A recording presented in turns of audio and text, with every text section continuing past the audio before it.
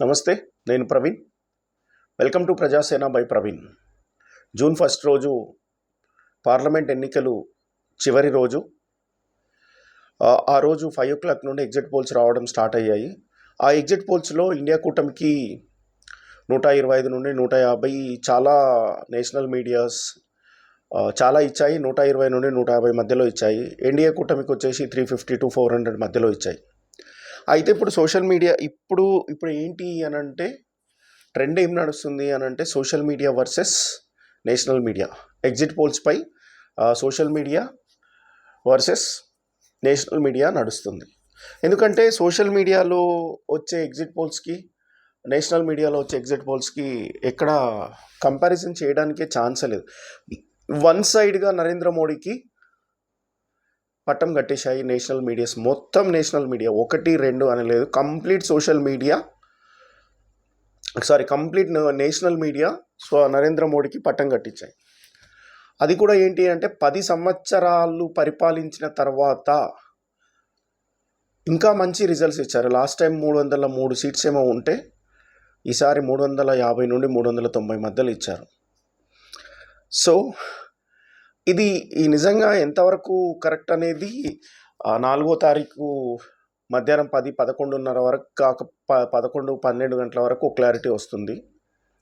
కాకపోతే ఏంటి అని అంటే నిజంగా బీజేపీకి 350 నుండి 390 సీట్లు వచ్చే అవకాశం ఉందా?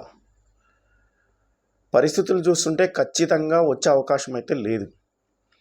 మరి ఎందుకు నేషనల్ మీడియాస్ అన్నీ నరేంద్ర మోడీకి ఎగ్జిట్ పోల్స్లో పాజిటివ్గా ఇస్తున్నాయి అని అంటే అధికారంలో ఎవరు ఉంటే వాళ్లకు ఫేవర్గా చేయడం అనేది మీడియాకు కామన్ థింగ్. అది ఎవరు అధికారంలో ఉంటే వాళ్ళకి సపోర్ట్. రేపు పొద్దున కాంగ్రెస్ పార్టీ ఉంటే కాంగ్రెస్ పార్టీకి ఫేవర్గా ఇస్తారు. సో ఇక్కడ జరుగుతుంది ఏంది అని అంటే నిజంగా మనం పరిశీలిస్తే ఫర్ ఎగ్జాంపుల్ మీరు ఉత్తరప్రదేశ్ తీసుకోండి. ఉత్తరప్రదేశ్లో ఆల్మోస్ట్ 82 సీట్స్ ఉంటేనంటే లాస్ట్ టైం 60+ వచ్చాయి, 60 సీట్స్ వచ్చాయి బీజేపీకి లాస్ట్ టైం.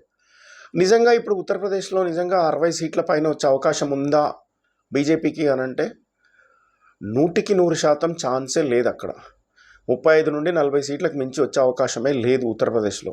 మీరు అలాగే రాజస్థాన్ తీసుకోండి. రాజస్థాన్లో లాస్ట్ ఎలక్షన్స్లో క్లీన్ స్వీప్, మొత్తం సీట్లు రాజస్థానే గెలిచింది. కానీ ఇక్కడ రాజస్థాన్లో కనీసం ఎంత లేదన్నా ఒక 10 సీట్లు ఓడిపోయే ఛాన్స్ ఉంది బీజేపీ. మధ్యప్రదేశ్ తీసుకోండి. మధ్యప్రదేశ్లో కూడా ఆల్మోస్ట్ క్లీన్ స్వీప్ అయిన ప్లేస్లో ఇప్పుడు అక్కడ కూడా దాదాపు 5 నుండి 10 సీట్లు తగ్గే ఛాన్సెస్ ఉన్నాయి. మీరు ఇప్పుడు మధ్యప్రదేశ్ కానీ రాజస్థాన్ కానీ ఉత్తరప్రదేశ్ కానీ బీజేపీ పాలిత ప్రాంతాలు ఇవి.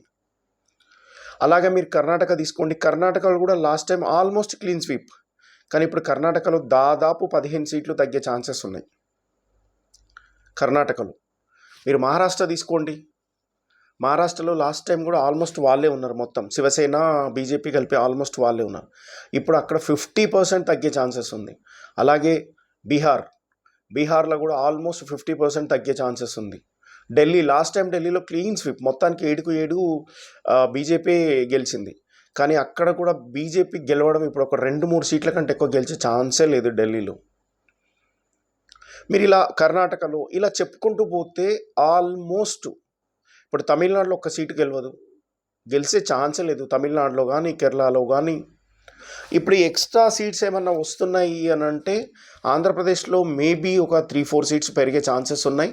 అట్ ది సేమ్ టైం ఆంధ్రప్రదేశ్లో కూడా ఎన్డీఏ కూటమిలో బీజేపీకి ప్లస్ జనసేన ప్లస్ టీడీపీకి చాలా ఎక్కువ సీట్లు వచ్చే ఛాన్సెస్ ఉన్నాయి. ఆల్మోస్ట్ 15 to 20 సీట్స్ వచ్చే ఛాన్సెస్ ఉన్నాయి ఆంధ్రప్రదేశ్లో.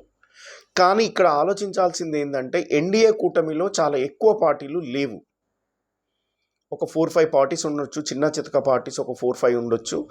అందులో ఇప్పుడు వచ్చేసి వాళ్ళకు మేజర్ సపోర్ట్ ఇప్పుడు ఎవరి నుండి రావాలి అని అంటే ఒకవేళ 250+ ఒకవేళ 255 సీట్స్ కనుక వస్తే అప్పుడు అక్కడ వాళ్ళకు ఖచ్చితంగా చంద్రబాబు నాయుడు హెల్ప్ కంపల్సరీ అవసరం పడుతుంది. ఎందుకంటే 15 to 20 సీట్స్ వచ్చే అవకాశాలు ఉన్నాయి. టీడీపీ ఎక్కడ పొత్తులో జనసేన టీడీపీ ఆయన బీజేపీ పొత్తులో ఒక 15-20 సీట్స్ వచ్చే ఛాన్సెస్ ఉన్నాయి ఇక్కడ ఆంధ్రప్రదేశ్లో. సో బీజేపీ ఖచ్చితంగా చంద్రబాబు పైన ఆధారపడి ఉంటుంది. కానీ ఒకవేళ ఎన్డీఏ గనక 250+ సీట్స్ వస్తే గనక 250-260+ సీట్స్ వస్తే కనుక 100% చంద్రబాబు నాయుడు మాత్రం బీజేపీకి సపోర్ట్ చెయ్యడు. ఎందుకంటే చంద్రబాబు నాయుడుకి బీజేపీకి యాక్చువల్గా ఎక్కడ కుదరదు, ఎక్కడ పొత్తు కుదరదు. 52 డేస్ జైల్లో ఉన్నా కూడా వాళ్ళు చంద్రబాబు నాయుడుకి సపోర్ట్ చేసిన దాఖలాలు లేవు. కాబట్టి అది ఆయనకు మనసులో ఉండొచ్చు. ఆయనకి ఎక్కడ అవకాశం లేక బీజేపీతో పొత్తు కట్టాల్సి వచ్చింది. కాకపోతే ఏంటి అంటే ఖచ్చితంగా ఒకవేళ ఎవరు వచ్చినా సరే 250-260 దగ్గరికి ఎవరు వచ్చినా కూడా ఖచ్చితంగా చంద్రబాబు నాయుడు అనేది జాతీయ రాజకీయాల్లో కీలకం కాబోతున్నాడు. అలాగే ఇప్పుడు జాతీయ మీడియా సంస్థలు చెప్తున్నట్లు నిజంగా 350 నుండి 400 సీట్లు బీజేపీకి వచ్చే అవకాశం ఉందంటే ఎట్టి పరిస్థితుల్లో వచ్చే ఛాన్సెసే లేవు. అదంతా గ్లోబల్ ప్రచారం, వాళ్ళు చేసుకుంటున్న గ్లోబల్ ప్రచారం తప్ప ఎక్కడ లేదు. 4వ తారీఖు ఖచ్చితంగా 4వ తారీఖు మీకు 4వ తారీఖు 10-11 గంటల వరకు ఒక క్లారిటీ వచ్చేస్తుంది. ఖచ్చితంగా మీరు చూడండి, కర్ణాటక,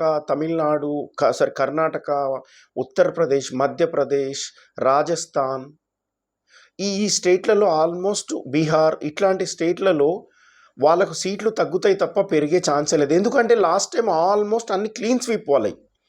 ఈ 303 సీట్లలో నేను ఇప్పుడు చెప్తున్న ఉత్తరప్రదేశ్, రాజస్థాన్, బీహార్ ఇట్లా మధ్యప్రదేశ్, ఈ కర్ణాటక ఈ రాష్ట్రాల్లో క్లీన్ స్వీప్. ఇక గెలవడానికి ఛాన్స్ లేదు అంతకంటే. అవి కలిపి వీళ్ళు ఇప్పుడు 400 సీట్లు చెప్తున్నారు.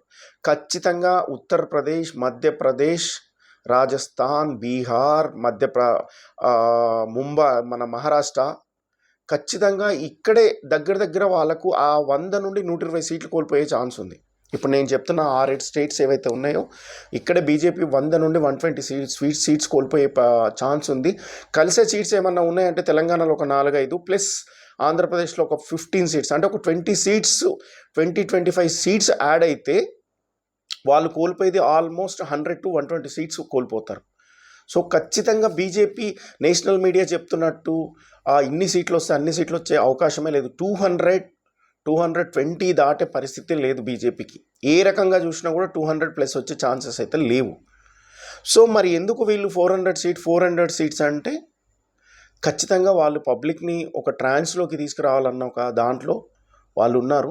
మనం 4వ తారీఖు రోజు 11 గంటలకు మనకు క్లారిటీ వస్తుంది ఖచ్చితంగా ఎవరు గెలుస్తారో ఎవరు ఓడిపోతారని.